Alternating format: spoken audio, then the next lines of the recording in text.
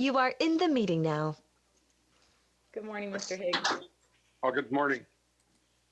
I thought this was at 9 o'clock, so I messed that up. Oh, no problem. Okay.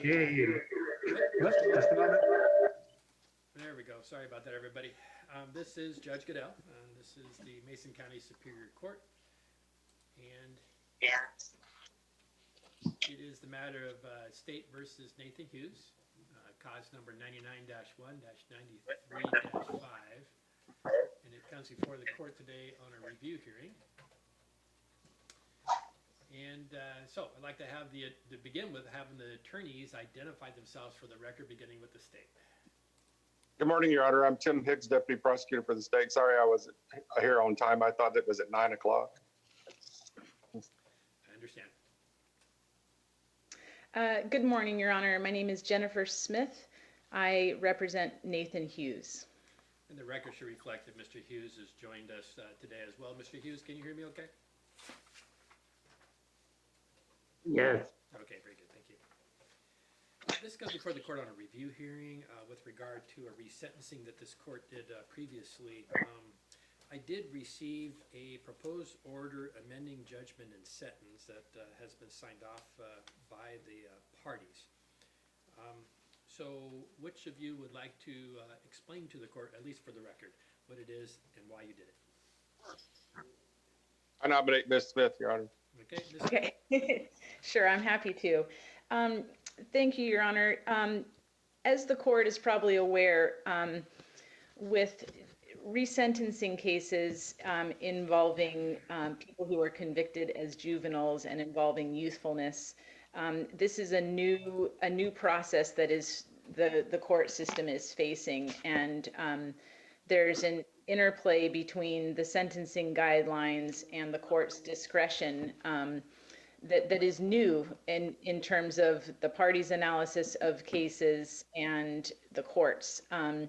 And so when this case was initially up for resentencing, the court and the parties reviewed the orders and believed that they were sufficient to guide the Department of Corrections about the intention with the court sentence.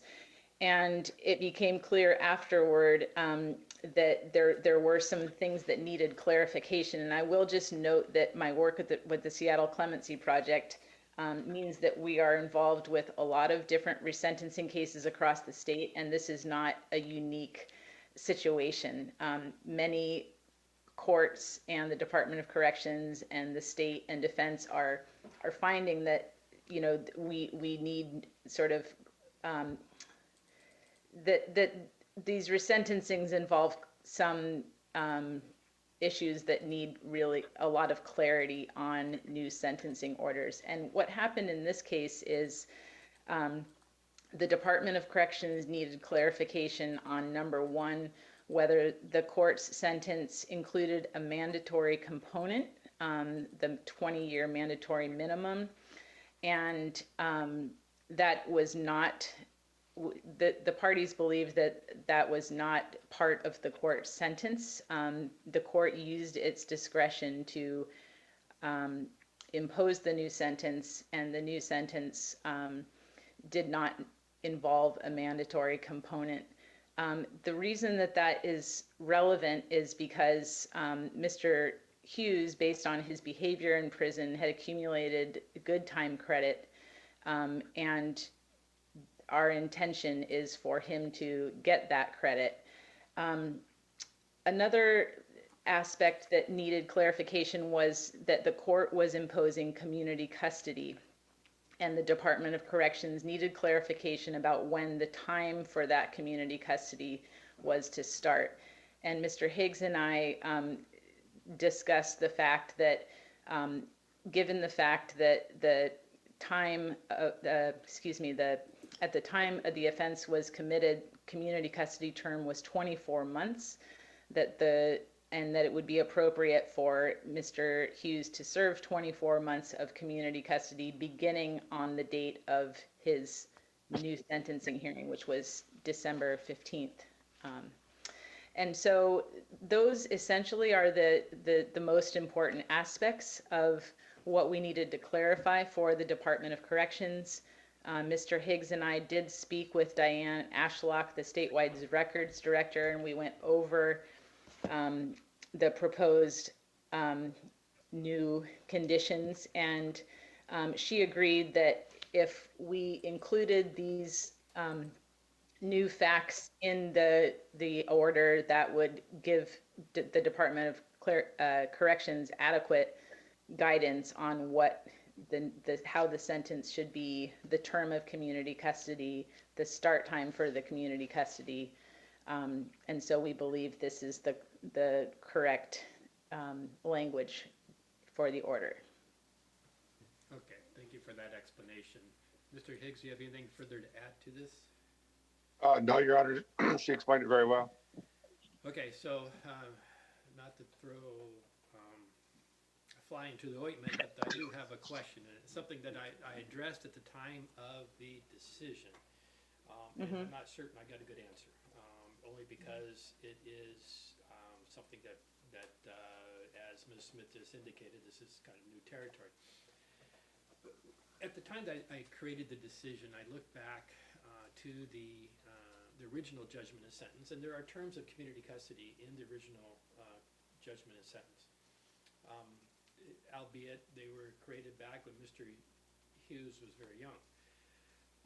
And then we have terms of release, which included community custody through the ISSRB, that were quite different.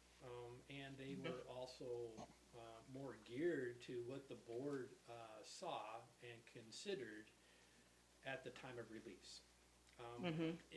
If I sign this order and it goes and it's looked at by the DOC, are we just asking for the next question? And that question is, which terms of community custody are the terms of community custody are going to apply here? I forgot to address that really important part, so excuse me. That was something we also discussed with the Department of Corrections, and they corresponded with the ISRB on this issue.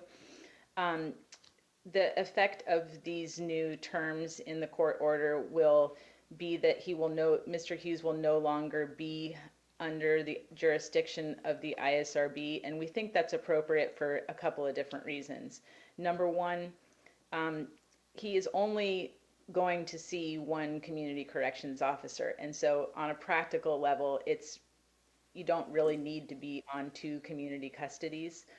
We recognize that there are some additional conditions on the ISRB parole release. However, with the new sentence, the whole point of a juvenile parole release is to release from a sentence that has not been served. And Mr. Hughes has actually served his total confinement time. And so the ISRB process is kind of not applicable to this new sentence. And the ISRB is comfortable with that. Mr. Higgs, I think, is comfortable with that, so long as Mr. Hughes will still be on community custody until December of 2023, which is how we have crafted this order. So I hope that makes sense to the court, but if it doesn't, I'm happy to answer any questions. I also would note that Mr. Hughes has followed his community custody conditions to a T, and he is deemed low risk by the Department of Corrections' own analysis. And so that is information that can be found in the Omni, I believe, that he's deemed low risk by them. So that would be another thing for the court to consider.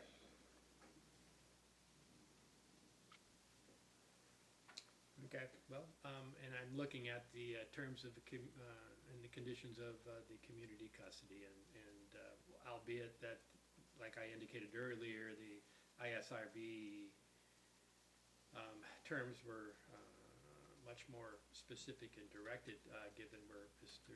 Hughes was at the time of his release in this matter. I do note that the one thing that it appears that Mr. Hughes will have to then go through will be the MRT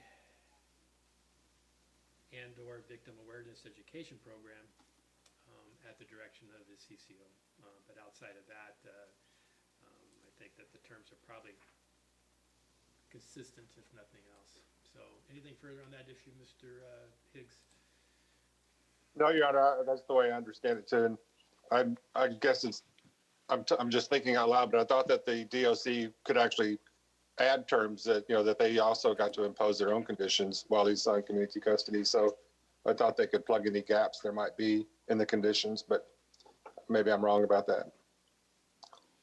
Well, the terms are here, and they're pretty finite as to the extent that they are, and so I'm satisfied.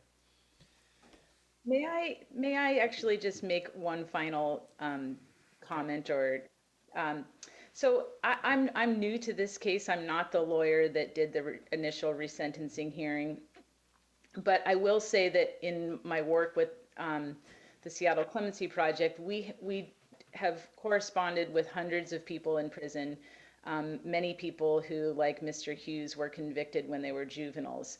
And it doesn't happen in every case, certainly, but I just want to say that, when we initially contacted with Mr. Hughes, we were really struck by the fact that when he came in as a 14-year-old, he was 132 pounds. He had a incredibly difficult 14 years of life up until that point. And he got a sentence that to him must have felt like a life sentence. And that from that place, things look pretty hopeless, and the road ahead doesn't look positive. Also, in the Department of Corrections, they prioritize programming for people who have 7 years or less remaining on their sentence. So for many, many years, Mr. Hughes did not have a lot of programming available to him. But what he decided to do was look within himself and find value, and to do what he could do within that environment. So he found an interest in Spanish, became fluent in it, and then not only did that for his own development, but used that talent to tutor other people who were trying to get their GEDs, who did not speak English. He has become an empathetic man. He is deeply remorseful for what he did. He's never going to forget that. I think one signal of his remorse is that he's fully paid his restitution that's owing. He has followed every condition of community custody to a T, and he has a lot to give the community. And so, although these cases are very difficult, I just want all the parties to recognize that at this moment, it does feel like the community will be well served by having Mr. Hughes back in it. He's given a lot of his life to incarceration, and we're grateful to the court and for Mr. Hughes for clearing up this last part of the sentence that really does make a big difference to Mr. Hughes' life and his ability to move forward. So just wanted to put all of that on a record. And Ms. Smith, and I know you were not involved, but Mr. Ellis was involved, but he too articulated many of the points that you just did, and that was an important part of this court's decision in this matter. So thank you for that. So, okay, anything further, Mr. Higgs? No, Your Honor. Anything further, Ms. Smith? No, Your Honor. Okay, well, Mr. Hughes, I hope this is the last time we have to deal with this. Okay, you have a good life. Court's in recess. Thanks.